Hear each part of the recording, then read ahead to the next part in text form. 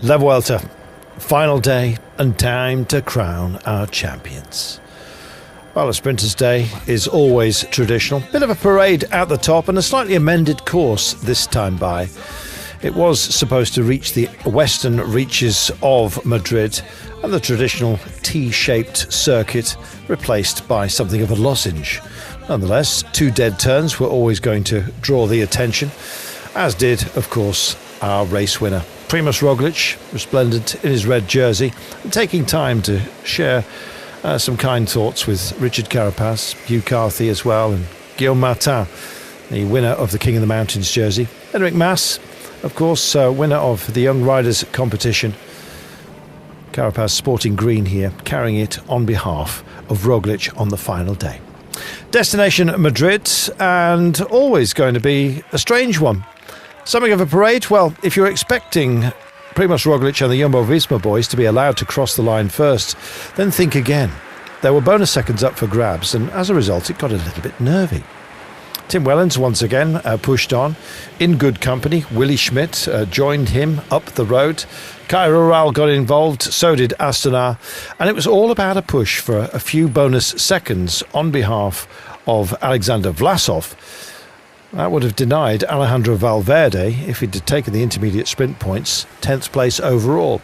Well, Movistar started to mix it with Astana, and in the end, they pulled back. Gruzdev, Wellens, Serrano and Schmidt then allowed their head, but no parade across the line for Roglič and his boys, not yet. 6.4 kilometres to go and a couple of dead turns still remaining. When we took the bell, it was all lined up for De Koenig Quickstep and Sam Bennett. They were bossing it, wanted to do so into the corners, but Bora Hansgrohe were getting lively. So were some other teams as well. UAE Emirates working for Jasper Philipsen. Bora with their aquamarine and black were working for Pascal Ackermann, naturally enough.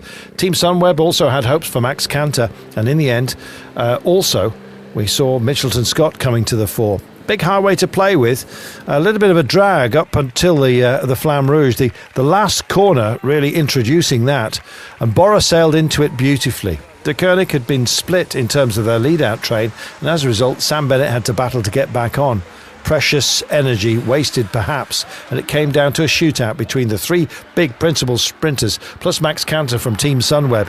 Well, lighting it up first, Ackermann went for it. Sam Bennett coming out of his slipstream, and it was a throw to the line for the pair of them, with Philipsen just giving a shoulder to Max Kanter, who did indeed finish third.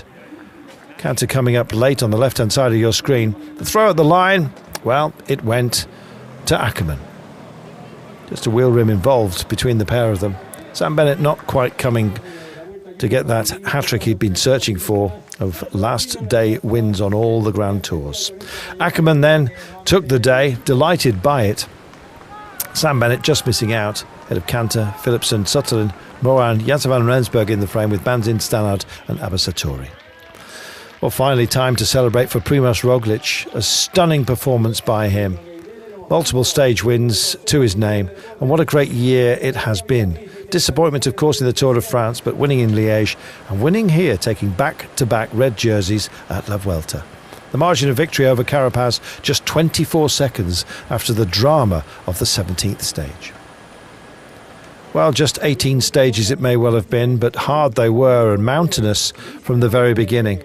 Guillaume Martin was always up there collecting points, and in the end it was a handsome margin, 99 points as against 34 for Tim Wellens, who was engaged in that battle early on, but in the end settled for two stage wins instead. Well, you would.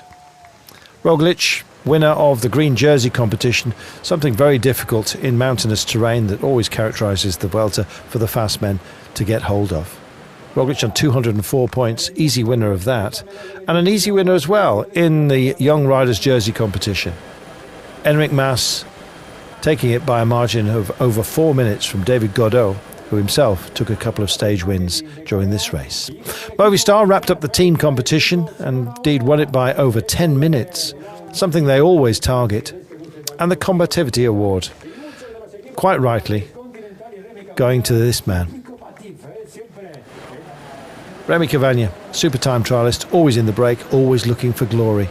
Glory is what the Vuelta always provides.